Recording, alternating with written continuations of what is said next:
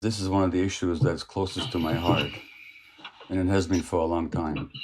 So you know my history. I don't have to repeat it, but I'm personally a Holocaust survivor as an infant. Um, I barely survived. My grandparents were killed in Auschwitz, and most of my extended family was killed. That's my personal background. I grew up ashamed of my Jewishness. In Hungary, after the war, I was still bullied for being Jewish. And I remember one of my friends coming to my rescue once saying, "Leave him alone. It's not his fault that he's Jewish. It's a fault, but it's not his fault." This was the defense. So I grew up with that. My grandfather, who a physician and an author, by the way, who died in Auschwitz, was a good friend of Vladimir Jabotinsky, who was one of the major Zionist leaders and the founder of the party that became Likud, the current government of Israel. So that's my family, and he was a. This is my background. In my teenage years in Canada, I became a Zionist. This dream of the Jewish people resurrected in their historical homeland, and the barbed wire of Auschwitz being replaced by the boundaries of a Jewish state with a powerful army. I I found it liberating. It was exhilarating to believe in that dream. And I absorbed all that perspective and all that point of view, and I really believed in it. And then I found out that it wasn't exactly like that. That in order to make this Jewish dream a reality, we had to visit a nightmare on the local population. You couldn't, there was a Zionist slogan called uh, um, a land without a people for a people without a land. But there was no there was no land without a people. There was people living there who'd been living there for hundreds and years or even longer. As a matter of fact, if you want to hear something really interesting, and David Ben Gurion, who was the first prime minister of Israel, actually subscribed to this. He said this, who are the Palestinians? Because the Jews in Roman times, all of them never left Palestine. Many of them stayed there. And some of them, hundreds of years later, converted to Islam. So guess who the Palestinians are? In some ways, they might be descendants of ancient Jews. They are cousins, to say the least, no matter how you look at it.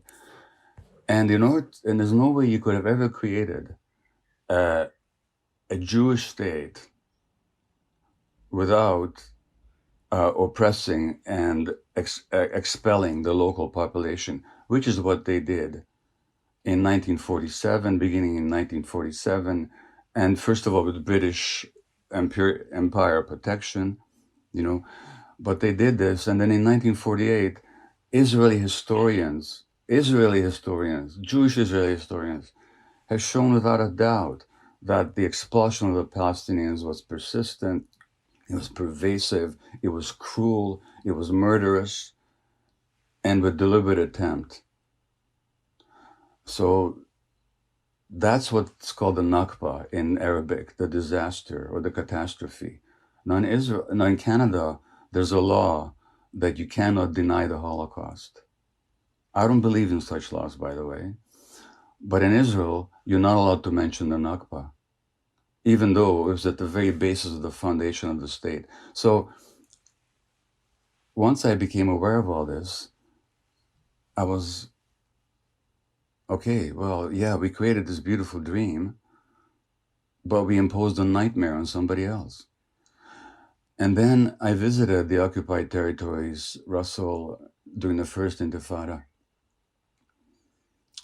I cried every day for 2 weeks at what I saw.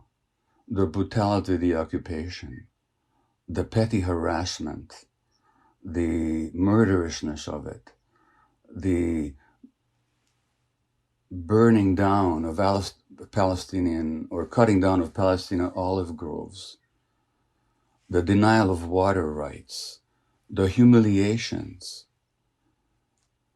And this went on, and it's much worse now than it was then. So this is the background. And It couldn't have been in any other way.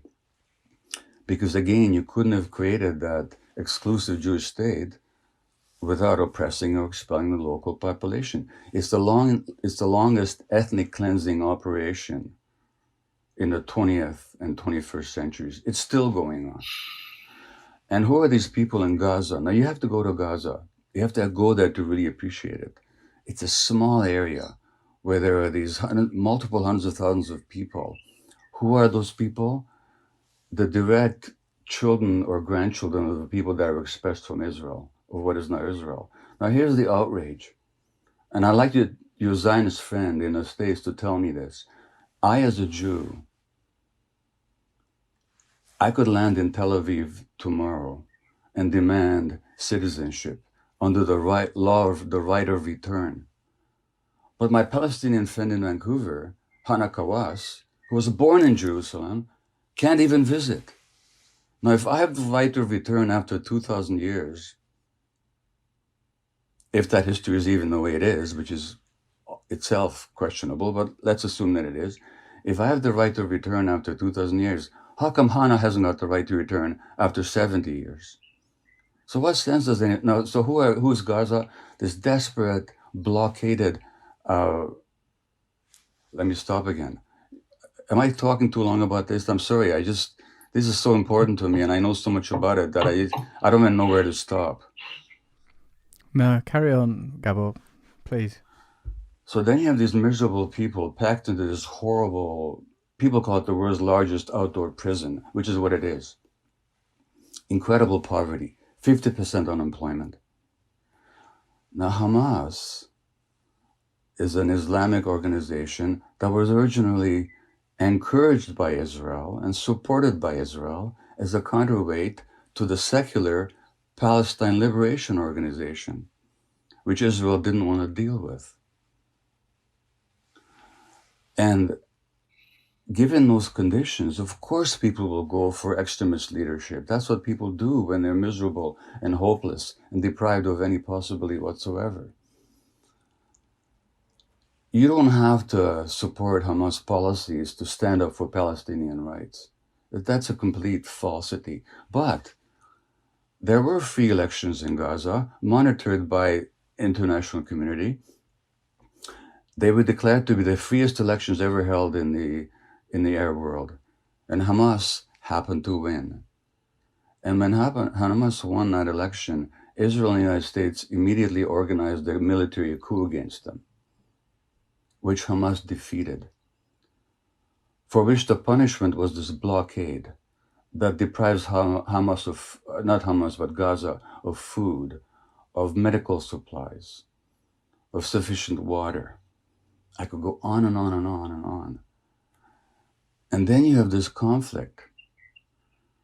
And then every time there's a conflict, Israel mows the lawn. That's the expression they use. You know what they call it? They call it mowing the lawn, by which they mean the mass murder of Palestinian civilians.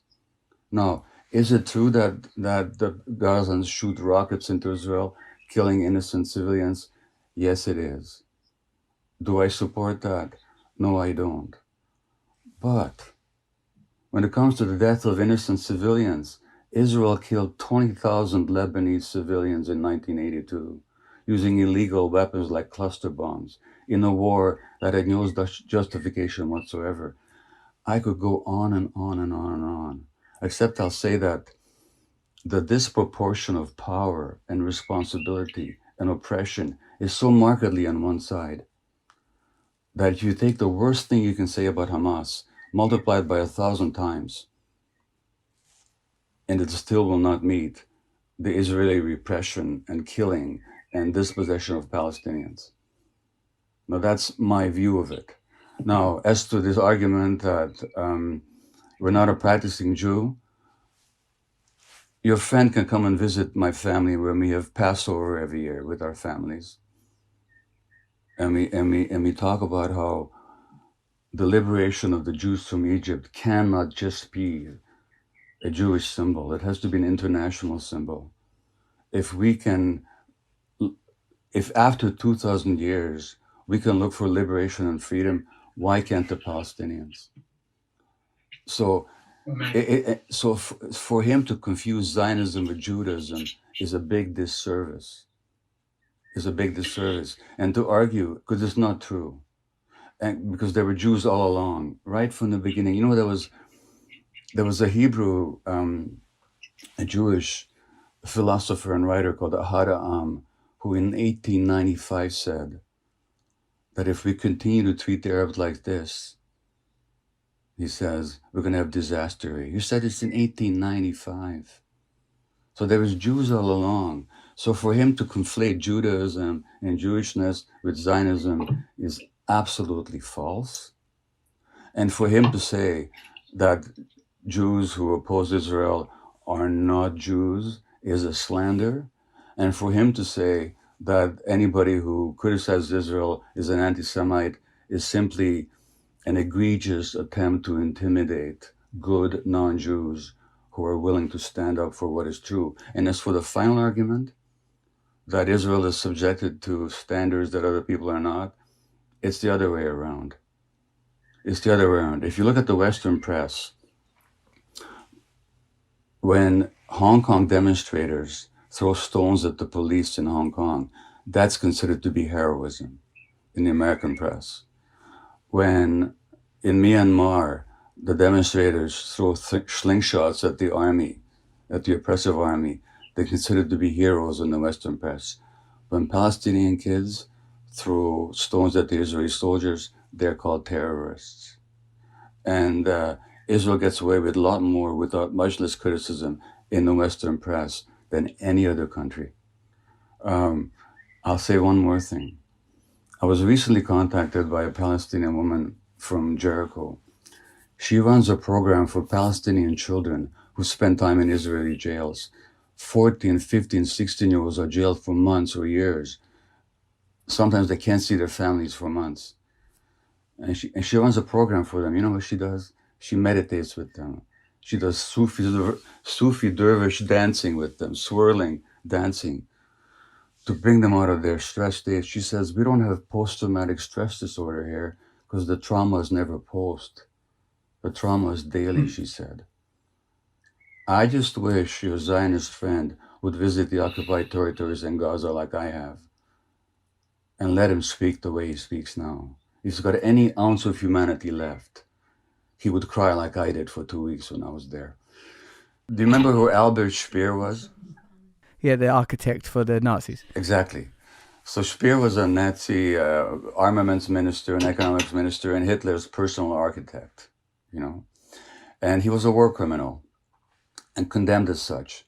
And he wasn't executed, he spent 40 years in Spandau prison after the war.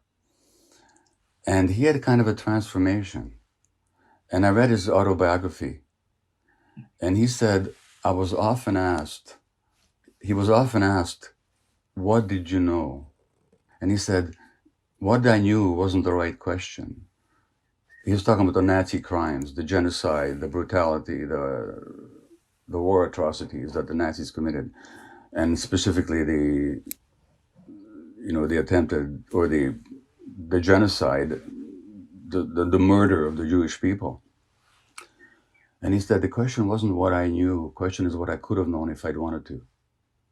He said, because I had plenty of hints that, and he describes, for example, how in one of the armaments factories, he runs across some concentration camp prisoners who were seconded to the factory. And he asked them, would you rather be here or in the camp? And he said, the shock on their faces. And I never asked why you look so shocked with that question. Or at one time, Nazi generals, a German general, he says to a German general, I should visit the East sometimes. And his general says, you don't want to see what's going on there. And Speer says, I never asked why. Now, so the question is not what he knew, it's what he could have known had he wanted to. Now, we're not living in Nazi Germany. Anybody can go on YouTube and listen to Ilan Pappé, an Israeli historian, totally eloquent on Israeli history, who's living in England now because life became in Israel too difficult for him. Anybody can listen to Norman Finkelstein, a Jewish professor, world expert on Gaza, who was denied tenure at his university because of his public speaking against Israeli policy. You can listen to any number of Israeli Defense Forces soldiers who talk about the brutality that they now regret having committed. You can listen to Israeli pilots who talk about why they refuse to fly over Gaza because of the atrocities they're made to commit. You can get all the information you want. So if anybody these days doesn't know, it's not because the information is not available. It's not what you know, it's what you could know if you wanted to find out. Now, I can understand the warmth that Jews have for Israel. I used to be in that same camp. I can understand, after the horrors of the Nazi genocide, how we desperately want some protection. I can understand all that. But none of that excuses what we're doing. And none of that excuses not knowing truth and this deliberate attempt to silence anybody who speaks, Jewish or non-Jewish. And that's, Russell, you know what? There are no two sides. I mean, it's always a complex question, but in terms of power and control, and it's pretty straightforward. There was a land with the people living there, and other people wanted it. They took it over, and they continue to take it over, and they continue to discriminate against, oppress, and dispossess that other people. That's what happened, and that's what's happening. Oh, Gabbo, you magnificent man. And I really wish that non-Jews of goodwill would stand up against the calumny and not be intimidated by this charge of anti-Semitism. I really wish that. And you know what? It's not a question of being pro-Palestinian. I'm not pro-Palestinian. I'm pro-truth. And ultimately, I think what's going on right now is going to be a disaster for Israelis in the long term, because this cannot be sustained. It cannot be sustained. And so I think, and there's a lot of good people in Israel who feel exactly the same way that I do. So it's not a question of being pro-Palestinian. It's a question of, are you in favor of justice and liberty and freedom and truth, or are you not?